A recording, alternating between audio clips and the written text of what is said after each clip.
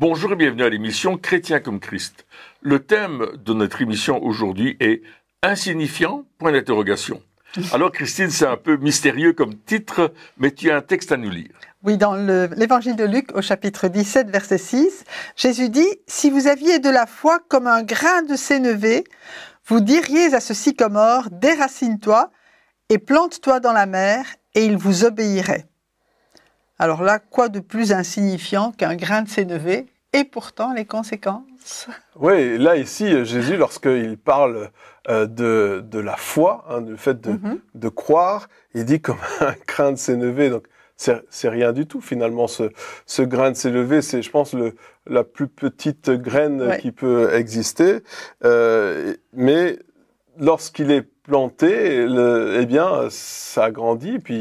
Et là, il dit, juste un rien finalement peut faire une énorme différence. Et là, on peut faire le parallèle avec nous, qui bien souvent, on a l'impression que on n'a pas grand-chose à apporter. Notre foi n'est pas très grande. Le thème général, c'est le salut, la délivrance, la guérison. On a l'impression que dans ces domaines-là, on n'est pas des experts, on n'est pas, on sait pas grand-chose, on n'a pas beaucoup d'expérience. Qu'est-ce qu'on pourrait faire? Et pourtant, Jésus, il voit pas du tout les choses de la même manière. Non, tout à fait. Et c'est là que notre foi va avoir un impact sur ce que nous faisons. La manière dont nous allons l'utiliser, tout simplement, ce petit grain de sénévé, cette petite mesure de foi qu'on a en nous-mêmes, là. Tu sais, allez, je vais croire. Parfois, on dit, allez, je vais essayer de croire. C'est comme si on tirait sur notre foi c'est tellement petit, on a tellement d'incertitudes qu'on se dit, est-ce que vraiment je crois? Et puis, Jésus, il dit, mais ce grain de sénévé-là, il est capable de déraciner un sycomore et de le faire se déplacer. Et puis, un sycomore, c'est un énorme arbre. C'est pas un petit tronc de rien du tout. Il est vraiment, mais qu'il soit il est petit massif, ou quoi. gros, oui, mais même le déplacer, c'est terrible. Non, mais je veux dire, un petit arbre, on pourrait essayer de le déraciner nous-mêmes, avec nos propres forces. Mais un sycomore, il faut un engin, un engin de chantier pour le tirer dehors. Et là, il dit, ta foi va le déplacer. Et ça nous montre que les petites choses que Dieu nous donne, parce que ça vient de lui, et qui sont en nous, cette dimension de la foi qui est en nous, va nous permettre de vivre une vie justement de délivrance, une vie de victoire, une vie de guérison, une vie où le péché n'aura plus d'influence sur nous, parce que la présence de Dieu en nous, parce que la foi, c'est la présence de Dieu en nous quelque part, parce que la foi, elle vient de Dieu. C'est lui qui nous la donne. C'est une partie de lui qui nous donne. Exactement. C'est ce Dieu créateur qui a créé toutes choses. Et puis, là, il nous dit, tu sais, ça paraît insignifiant, mais tu vas faire des grandes choses avec cette foi-là. C'est lui qui fait naître en nous la foi. Oui. Et qui l'amène à la perfection. Exactement. Donc quelque part, oui, la foi, elle vient de Dieu. C'est la semence de Dieu. Et on a vu la fois passée que vraiment l'amour de Dieu était sans limite et Dieu lui-même est sans limite. Et il nous donne cette portion de sans limite à travers la foi qu'il implante dans nos cœurs, dans nos vies. Et dans 1 Jean chapitre 5, verset 4, il nous dit même, parce que tout ce qui est né de Dieu, justement, triomphe du monde, et la victoire qui triomphe du monde, c'est notre foi. Donc, cette foi-là, elle est née de Dieu, et même si elle paraît, et si on ressent, ok, j'ai pas beaucoup de foi, parce que c'est une question qu'on dit toujours, mais j'ai pas la foi comme toi, j'ai pas assez de foi, etc. Mais juste cette semence de foi est suffisante pour triompher du monde, parce qu'elle vient justement, elle vient de Dieu. C'est pas une croyance, n'importe quelle croyance, c'est la foi qui vient de Dieu, parce qu'on a choisi de croire que Jésus avait donné sa vie pour nous. Oui, c'est pas essayer de se convaincre de quelque chose. On a parlé en long et en large sur ce qu'était la foi. La foi, c'est pas essayer de se convaincre. Ah oui, mais il faut que si je le répète 500 fois, alors ça deviendra réalité. Non. La foi, c'est justement avoir une révélation d'une manière ou d'une autre, que ce soit en ayant une vision, que ce soit en un rêve, un songe, peu importe. Il y a une révélation qui vient, quelque chose que tout d'un coup on comprend. Peut-être tout d'un coup on est en train de prier, puis on réalise combien Dieu nous aime. Il y a une révélation qui vient, et de cette révélation est tirée notre foi quelque part. De cette révélation, l'action vient. Oui. Et là, justement, il dit, mais si tu as la foi comme un grain de sénévé, si tout d'un coup, alors que tu es face à une situation, tu as une révélation, et Jésus dit, imaginons que là, il y a un arbre. Et alors que tout d'un coup, tu es là, tu as cette révélation que l'arbre, il doit se jeter dans la mer. Et que tu lui dis à cet arbre, jette-toi ou plante-toi dans la mer. C'est pas juste se jeter, hein, c'est la montagne qui se jette, l'arbre, il se plante. Donc, et tu dis à l'arbre, plante-toi dans la mer, eh bien, il va le faire. Donc là, on parle de quelque chose qui va aussi au-delà de nos limites. Hein. On parlait des limites, de nos limites dans l'émission précédente. Mais c'est la même chose. On n'aurait jamais imaginé de dire un jour à un arbre, plante-toi dans la mer. Enfin, je veux dire, c'est pas dans nos projets de dire, ah, je sais ce que je vais faire aujourd'hui. Je vais aller dire à un arbre de se planter dans la mer. C'est pas quelque chose qu'on imaginerait. C'est pas quelque chose qui vient de nous. C'est ça. Et c'est ça aussi qui est intéressant. Avec la foi, c'est pas pour quelque chose qui vient de nous. C'est pas pour réaliser nos plans.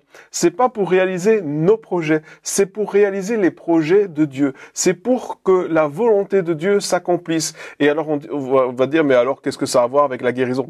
La guérison, mais Dieu, il veut nous guérir. Absolument. C'est ça et qu'est-ce que ça a à voir avec le salut? Dieu veut que tous soient sauvés. Donc, c'est ça que ça a à voir. Tout à fait. Et la délivrance, c'est la même chose. Il veut pas, on l'a vu, hein, c'est le Fils nous a franchis pour qu'on soit réellement libre. Il veut que nous puissions être libérés. Donc il y a cette volonté de Dieu qui est là, qui n'est pas, ça vient pas de nous, ça vient de lui. Mais nous, quelque part, il y a cette action qui est nécessaire. Hein, on parle de foi ici. La Bible nous dit que la foi, sans les œuvres, elle est morte, elle ne sert à rien. Donc la foi, on peut croire, mais si on ne fait rien, on ne verra rien. Et souvent, c'est justement ça. On pense qu'on est insignifiant et qu'on n'a pas les capacités. Et au lieu d'essayer, au lieu de commencer, de faire quelque chose, même quelque chose d'insignifiant, eh bien, on préfère ne rien faire.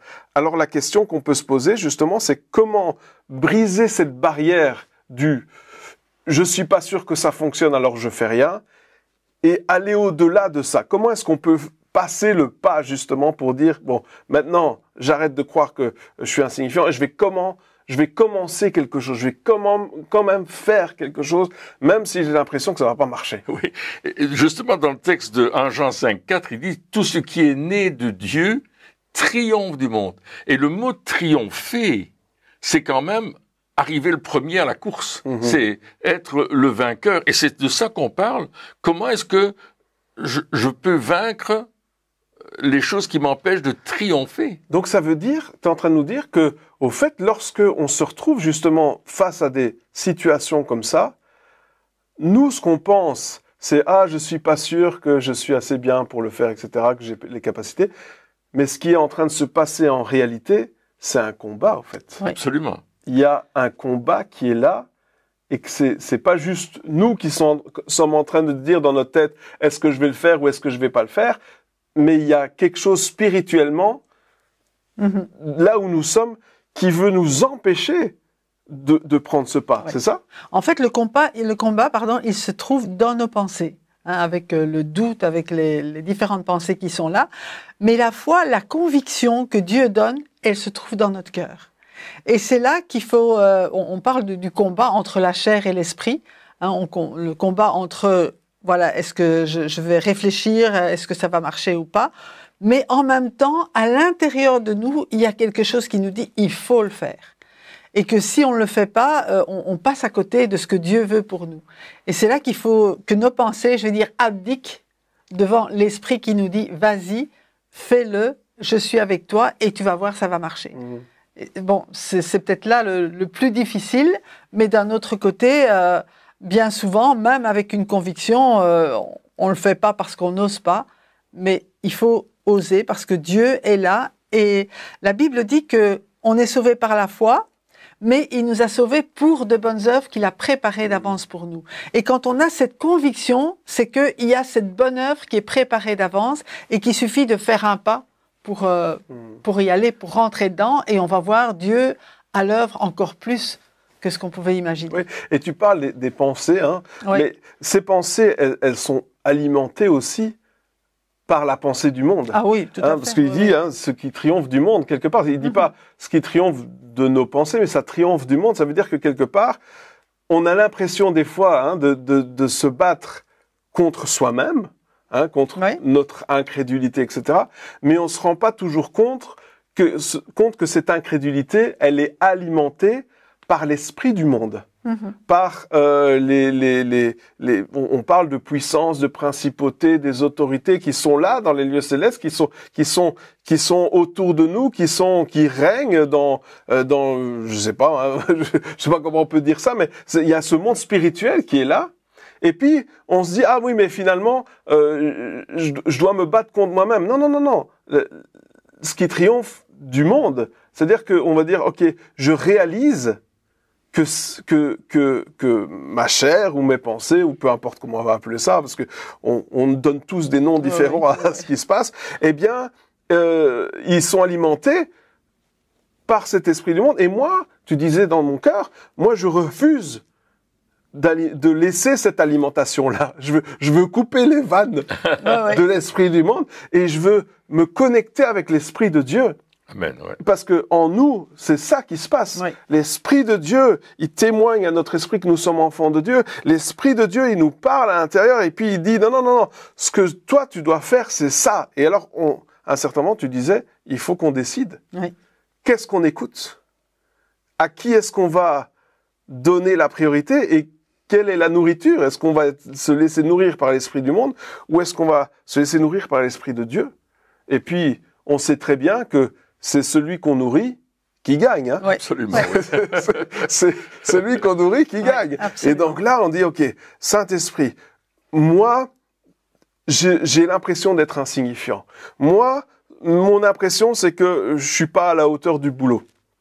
Je suis pas à la hauteur de l'appel. Je suis pas à la hauteur de ce que je dois faire aujourd'hui. Mais toi, tu me dis autre chose. Et eh bien, peu importe ce qu'on va penser de moi, je choisis de t'écouter toi.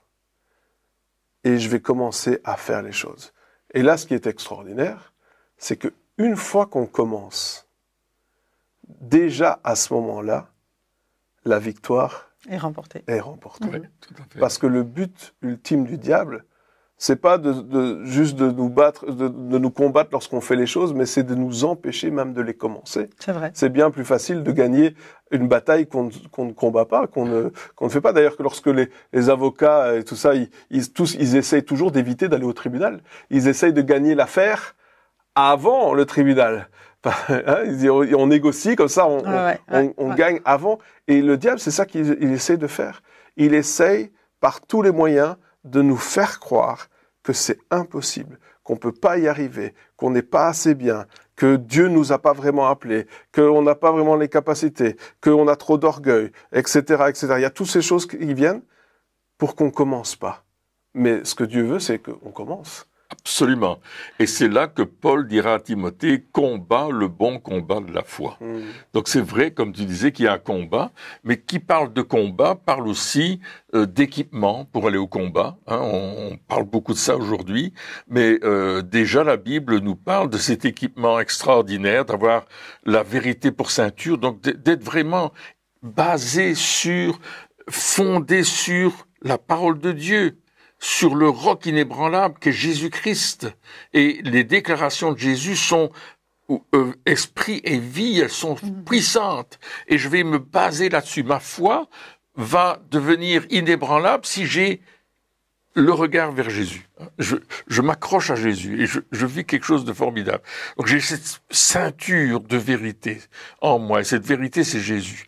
Et puis je vais prendre cette cuirasse de la justice. Je sais que je suis devenu juste. Et on parlait des accusations dans l'émission précédente. Mais le diable essaie de nous accuser de toute manière possible pour nous empêcher d'aller au combat. Mais moi je sais que je suis juste en Jésus. Ma foi, elle est appuyée sur la justice que Jésus me donne à travers son sacrifice sur la croix.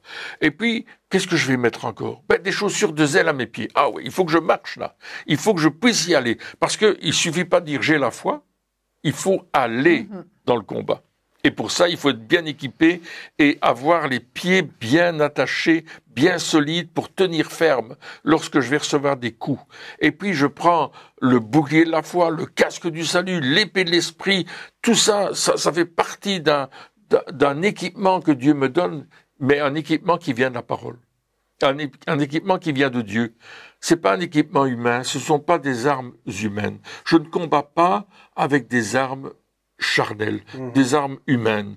Je combats avec les armes de Dieu, c'est-à-dire ce que sa parole déclare, ce que son amour me donne. Parce qu'en fait, lorsque je triomphe du monde, c'est parce que Dieu a déjà triomphé pour moi. Amen. Ouais, c'est son amour qui est venu me tirer de là et me dire, tu peux maintenant triompher. C'est son amour qui me dit, tu vas avancer, je t'ai donné tout ce que tu as besoin, maintenant vas-y. Et je suis avec toi, je suis près de toi, je suis là dans le combat, il ne nous abandonne pas, il marche avec nous, il est à côté de nous et il nous permet de remporter la victoire. C'est notre foi en Dieu qui triomphe du monde. C'est notre foi dans sa parole qui triomphe du monde. C'est notre foi dans ses promesses qui triomphe du monde.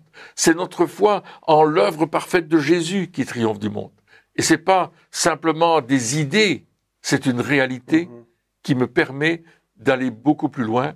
Et ça paraît peut-être pas trop technique, pas trop à la hauteur de toute la technologie qu'on connaît aujourd'hui, parce que c'est très simple ce qu'il dit. Ta foi triomphe. Il ne dit pas prends une grande machine, fais comme ceci ou fais comme cela, des grands trucs qu'il faut faire, jeûne 40 jours, commence à prier toutes les nuits. Non, il dit ta foi triomphe du monde. C'est la foi qui triomphe du monde. Et c'est là la victoire. Et cette foi qui paraît insignifiante, elle est immense en Jésus-Christ. Et c'est là que je vais la vivre, parce que ce qui est insignifiant devient le plus grand. C'est ça que Dieu nous donne. Oui. Et en fait, oui, cette foi va triompher. Et parfois, il y a des choses, comme je suis en train de lire, là ici, Romains chapitre 1, verset 16, où Paul dit « Je n'ai pas honte de l'évangile ». L'évangile, c'est la bonne nouvelle du salut en Jésus-Christ, et c'est pas ce que les gens imaginent comme étant quelque chose d'extraordinaire. Et parfois, même de nos jours, on s'excuserait parfois d'être chrétien, mais ici, Paul, il dit, je n'ai pas honte de l'évangile parce que c'est une puissance de Dieu pour le salut de quiconque croit, du juif premièrement, puis du grec, parce qu'en lui est révélée la justice de Dieu par la foi, et pour la foi, selon qu'il est écrit, le juste vivra par la foi. Et je pense que c'est important de savoir que ce que Dieu nous a donné, cette bonne nouvelle, l'évangile, c'est quelque chose qui peut paraître insignifiant, qui n'est pas le message extraordinaire, mais qui est quand même le message extraordinaire du pardon des péchés, de la mort de Jésus pour nous, de la réconciliation avec Dieu. Et c'est cette puissance-là qui nous permet d'être sauvés, et c'est cette puissance-là qui nous permet de vivre vraiment. C'est la bonne nouvelle de l'évangile. Donc peu importe ce que les gens considèrent comme important autour de nous, comme waouh, extraordinaire, ce qui triomphe du monde, comme on vient de le dire, c'est notre foi, mais notre foi dans cette bonne nouvelle de Jésus-Christ qui a donné sa vie pour nous. Oui, et ça, je pense que c'est important de le dire. C'est important de dire que peut-être des fois, lorsque justement on annonce l'évangile, lorsqu'on parle de Jésus, lorsque on témoigne de ce qu'il a fait pour nous, eh bien, on a l'impression de ne pas avoir de retour positif. On a l'impression que la personne qui est en face de nous, au fait, n'en a rien à faire, ne reçoit rien du tout, n'est pas intéressé, n'est pas touché, ne se donne pas à Jésus. Voilà, il y a rien qui se passe, en tout cas au niveau visuel. Mais la Bible, elle nous dit que l'évangile, c'est puissant. Oui. Il y a une puissance dans l'évangile. Et quelque chose qu'une personne a entendu aujourd'hui et qui lui a fait ni chaud ni froid, ou et que nous, on a l'impression que ça n'a rien changé, peut-être parce que l'Esprit de Dieu continue son œuvre, eh bien, va continuer à travailler cette personne-là. Une phrase, des fois juste quelques paroles suffisent pour toucher le cœur d'une personne. Peut-être que ça va prendre une semaine, un mois, un an, 10 ans, mais à un certain moment, l'évangile qui a été partagé va agir, va faire son œuvre, pas à cause de nous. Et c'est ça aussi, c'est que la source de cette puissance, c'est pas nous. La source de cette puissance, c'est pas notre onction, notre ministère, notre spiritualité. Ça n'a rien à voir. La source de cette puissance, c'est la parole de Dieu. Amen. Et cette parole de Dieu, elle agit constamment.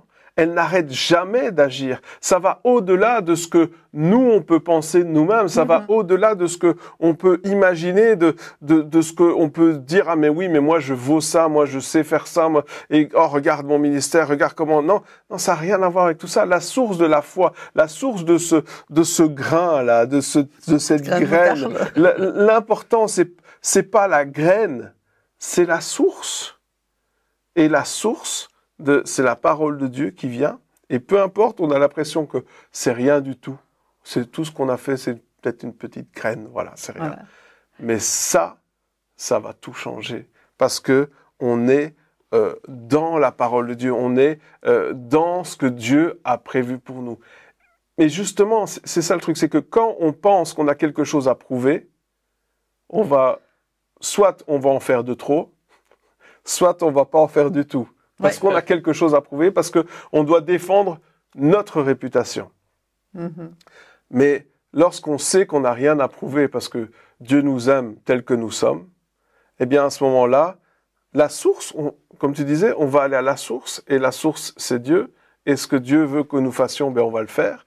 Et là, on va voir que Dieu, il agit même par des choses qui semblent insignifiantes finalement. Et il dit bien la puissance. Il dit que l'évangile, la prédication de la bonne nouvelle, c'est la puissance de Dieu pour le salut de quiconque croit. Et quand on lit les Actes des Apôtres, par exemple, on voit que Paul va prêcher l'évangile à certains endroits, et puis toute une ville va se rassembler pour écouter le message, parce qu'ils sont impressionné par le message. C'est pas parce que Paul est un bon prédicateur, c'est parce que la parole de Dieu, la bonne nouvelle, est une puissance. Et puis, on va le chasser parce qu'il dérange et il a transformé la ville, donc on le chasse. Il va dans un autre endroit, il prêche l'évangile et la même chose se passe. Les gens donnent leur vie à Jésus parce que c'est la puissance de l'évangile. Et lorsque j'apporte cette puissance de l'évangile, qui paraît insignifiant aux yeux des grands, des politiques, des industriels, souvent les gens disent t'es pasteur, tu crois en Dieu, t'es serviteur de Dieu, c'est rien. Non, il y a la puissance de l'évangile. Et cette puissance-là, Dieu nous l'a donnée. Et nous l'a donnée à travers cette petite graine de foi. Et on voit comment Dieu nous donne des choses qui sont, aux yeux humains, insignifiants, mais tellement puissants que ça peut changer une ville, un pays, ça peut changer une situation inchangeable. La puissance de Dieu, la puissance de Dieu, son amour, ce qui paraît insignifiant va changer quelque chose. Et je voudrais dire aux amis qui nous écoutent que eux aussi doivent mettre leur foi dans ce que Dieu va faire, parce que peut-être ils sont devant des situations qui peuvent pas changer, mais Dieu dit, avec la foi, ce qui est insignifiant va changer la situation.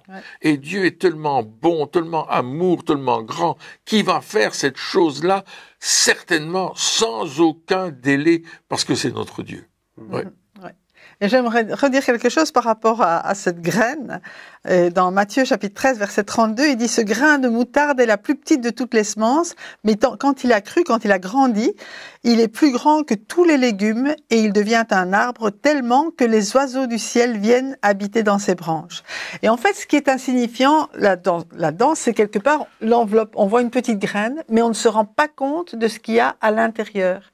Et quand il est planté dans un cœur, ça va porter du fruit et ça va se développer. Et c'est ça qui est important. C'est pas de savoir ce que ça fait maintenant. La petite graine, comme tu disais tout à l'heure, elle est semée, tu vois pas la différence, mais elle est semée. Elle est semée et le Saint-Esprit va s'en servir pour la faire germer, d'abord pour qu'elle arrive au bon endroit dans le cœur, que ce soit vraiment une réponse, et pour la faire germer et pour la faire grandir. Et quelqu'un d'autre va venir l'arroser, et les prières aussi vont venir l'arroser pour qu'elle puisse pousser, pour qu'elle puisse s'élever et porter du fruit, et avoir elle aussi un impact, et elle aussi donner des graines qui vont être plantées, etc. C'est ça, c'est la multiplication que Dieu attend de nous. À partir d'une petite graine, on va voir toute une forêt. Oui, mais le but, c'est de la semer, cette graine. Oui, c'est ça. Et si on pense qu'on est insignifiant et qu'on peut rien faire et qu'on croit ces mensonges-là, alors on va la garder dans notre sac à graines. C'est vrai. et on va rien en faire.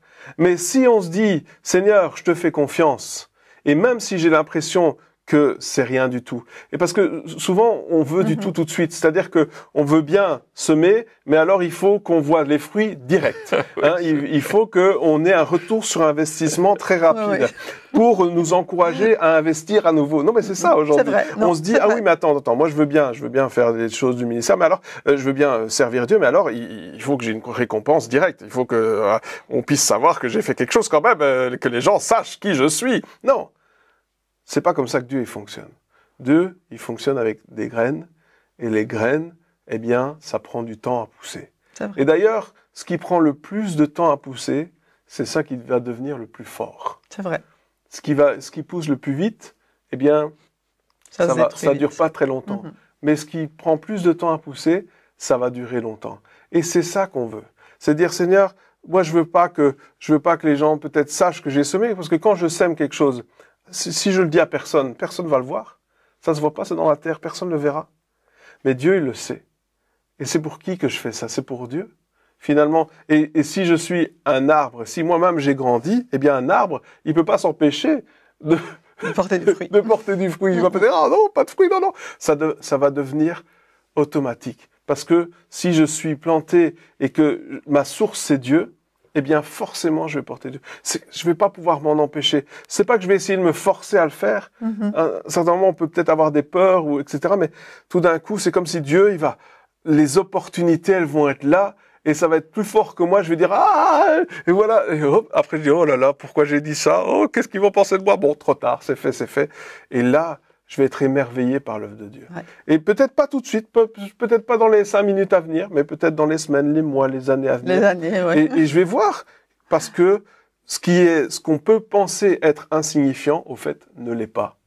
Parce que lorsque ça vient de Dieu, ça porte du fruit énormément, bien plus que ce qu'on peut croire. C'est vrai. Eh bien, chers amis, merci encore de nous avoir suivis pour cette émission, et puis on se retrouve très bientôt pour la suite. Au revoir.